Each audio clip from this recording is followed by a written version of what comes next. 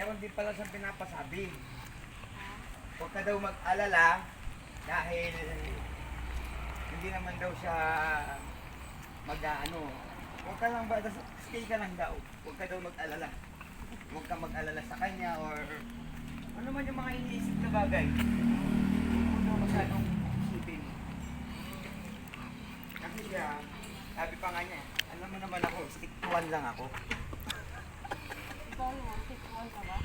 Oo, stick to one lang ako. Sabi niya ako. Magsisettle na ako next year eh. Next year.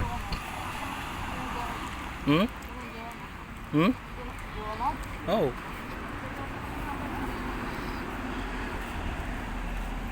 Huwag ka daw mag-alala. Yun lang ang message niya.